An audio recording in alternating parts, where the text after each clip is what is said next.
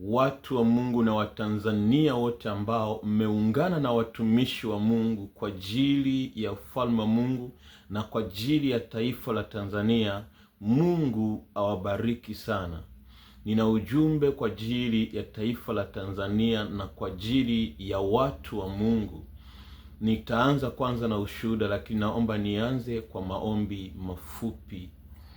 Mwenyezi Mungu na Baba yetu mbinguni, wewe ni Mungu uliye hai, unayetupenda hata kabla hatujakupenda, unayetuchagua hata kabla hatujakuchagua. Ninasimama mbele zako nikiomba, nipe neema yako Bwana, kusimama katika nafasi unaotutaka kwa ajili ya taifa la Tanzania na kwa ajili ya ulimwengu wote pia. Kwa jina la Yesu Kristo ninaomba na kuamini. Amen. Watu wa Mungu na Watanzania wote kwa ujumla, tarehe 18 ya mwezi huu wa pili mwaka 2026, kuna mtoto mmoja, ni mdogo tu wa miaka 8, akiwa shuleni, kwa kuwa wamefundishwa tabia moja na mama yao ya kwamba muda wote wakipata nafasi wamuombe Mungu, hata kama wako shuleni, hata kama wako mahali popote. Basi akajikuta amepata nafasi ya kuomba. Akiwa anaomba mala akajikuta anaona ni kama maono, akajiona yuko yeye pamoja na mke wangu, ila wamefungwa ndani ya nyumba kama darasa, lakini pia kuna kamba pia imefungwa. Akawa amewaambia wenzake, ndugu zake wa tumbo mmoja. Kwa hiyo usiku wakapanga kwamba hawatakula ili waombe kwa ajili ya mke wangu. Na maana kabla hata ya mke wangu ajawa mjamzito, baadhi yao waliota, akiwemo huyo mtoto, kwamba kuna mtoto atazaliwa na atakuwa anaimba naye kwaya. Kwa hiyo kwa kuwa akili zake za utoto alikuwa anamtamani sana huyo mtoto kwa ajili ya kuimba kwaya. Kwa hiyo huo usiku wakawa wamepanga kwamba hawatakula, watamimina mioyo yao kwa Bwana ili Mungu aweze kusikia maombi. Na walikuwa nauliza, jamani, mama, mtoto hajazaliwa tu?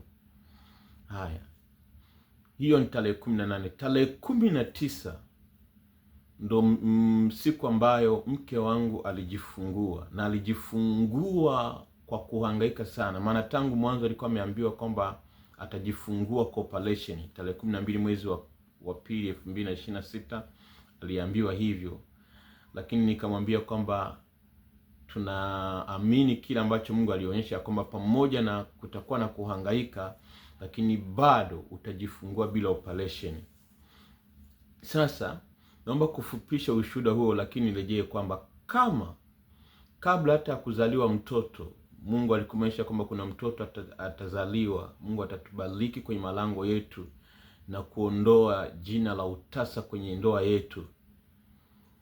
Haya, lakini bado hata kwenye kuzaliwa mtoto imebidi maombi yafanyike.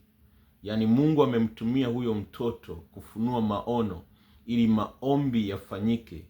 Kupitia maombi hayo, mke wangu akajifungua salama bila operation. Nao tunarejea kwa taifa la Tanzania. Mungu alionyesha taifa la Tanzania kwamba kuna mabadiliko ya uongozi, lakini haya mabadiliko ya uongozi yatafanikiwa bila kumwaga damu ikiwa watu wa Mungu wataomba.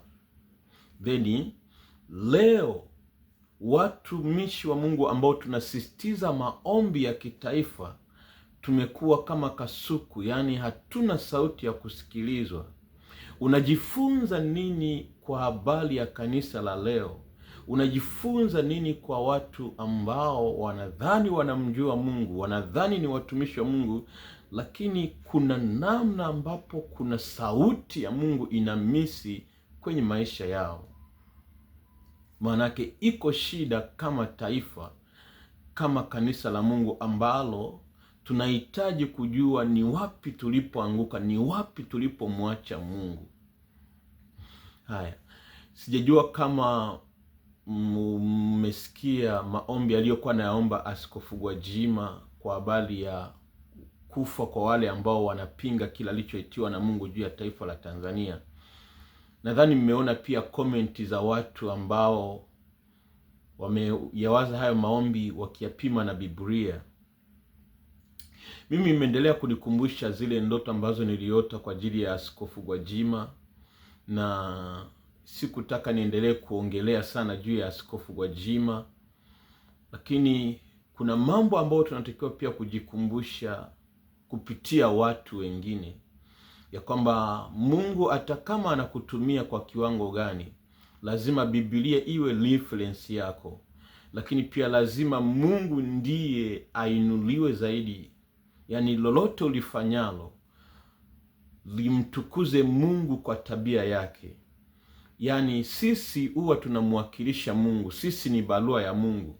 Manake kama Mungu ni Mungu wa upendo, endelea kumuuliza Mungu, Mungu ninakuwakilishaje kwenye hili? Mungu ninasimamaje kwenye hili? Maana sisi, maandiko anasema kwenye Wagalatia ya kwamba sisi sio hai tena, bali Kristo yu hai ndani yetu. Maanake wewe ni Kristo kwa watu wasiomjua Kristo. Kwa lazima unapomwakilisha umwakilishe vizuri, ili wale wasiomjua Kristo wasije wakamkataa kwa sababu wameiona tabia yako haiendani na Kristo. Ninaomba wito wangu niendelee kuwakumbusha watu wa Mungu ya kwamba sina access ya kuwafikia moja kwa moja Tanzania, lakini endelea kukumbusha yale maombi ya Ijumaa. Mnaweza kukesha kwenye makanisa yenu, wachungaji, wainjilisti mlio na makanisa. Mungu hahitaji watu wengi. Mungu wakati mwingine anahitaji watu wachache tu waliotii. Mungu alimkubalia Ibrahimu ya kwamba hata kama wakipatikana watu 10 kwenye mji wa Sodoma na Gomora, atauacha kuangamiza huo mji. Kwa hiyo hata sisi wale ambao mnaisikia sauti ya Mungu na kutii, tuendelee kumuita Mungu. Mikesha Ijumaa ambao mnaweza, lakini pia Jumamosi ni siku ya maombi kwa ajili ya taifa. Unaweza ukafunga au usifunge, lakini kumbuka kumwomba Mungu kwa ajili ya taifa la Tanzania. Mungu wetu atasikia na Mungu wetu atatuokoa. Leo unapoona kuna vikundi vimeikuja vya kupambana na askari, usivifurahie, kwa sababu hivyo vinaweza kugeuka, vinaweza kufadhiliwa na kuwa vikundi vya ugaidi. Mtu ambaye anaweza akaua hawezi akashindwa kufanya lingine iliyo kinyume na mapenzi ya Mungu, kwa sababu kuua tayari uko kinyume na mapenzi ya Mungu. Kama unaweza ukaamua kuua kama ili kulipiza kisasi, maana unaweza ukafanya hata uovu mwingine pia. Kwa hiyo haipo haja ya kuwafurahia watu ambao wanajitoa kupambana na askari kwa kuua. Tunachotakiwa sisi kumulilia Mungu ni kuinua watu ambao wanaweza kwenda magotini, wanaweza kulipeleka taifa magotini. Shida sasa hivi tunaangalia watu title za huduma zao na kuwaona kama ni watu ambao wanamsikia Mungu kuliko sisi.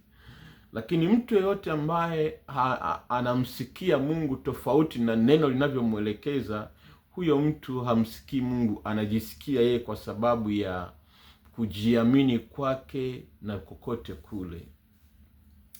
Nihitimishe kwa kusema hivi, tarehe 20 mwezi huu wa pili mwaka 2026, nikiwa naelekea kwenye mafunzo ya huduma, ndani yangu nikasikia kama naulizwa, Musa, unadhani wewe ni mtumishi mkubwa sana kuliko wengine? Unadhani wewe kwa nini unadhani wewe unawazidi wengine wote mpaka ufunguliwe milango kwa namna ya ajabu, ndoto inatimia, unaonyesha utakuja Marekani inatimia, unaonyesha itakuwa hivi inatimia. Unadhani wewe ni mwaminifu sana, ni mtumishi mkubwa sana kuliko wengine? Ndani yangu jibu ni la moja kwa moja, no. Nikakumbusha kitu kimoja ambacho kilinishangaza sana. Ilikuwa kama sikosei mwaka 2023 au 2024. Ni 2024 kama sikosei, ambapo mchungaji alisimama kanisani. Huwa anafanya hivyo, lakini niliona sasa imezidi.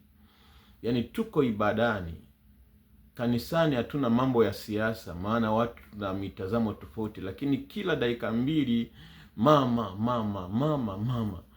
Mimi sina jina na mimi ni mdogo sana kwa umri. Kanisani kwetu watu ni wasomi wengi. AIC Chang'ombe ni kanisa ambalo linajulikana, wanaposali Neema Gospel na AIC Chang'ombe kwaya. Lakini nikasema title zetu hizi sio kitu. Yaani ndani yangu nikasikia wivu mkubwa. Hivi kwa nini ibada hekalu la Mungu tunaligeuza kuwa kama uwanja wa siasa, kuwa platform ya siasa? Tunatumia madhabahu kumsifia viongozi kuliko Mungu.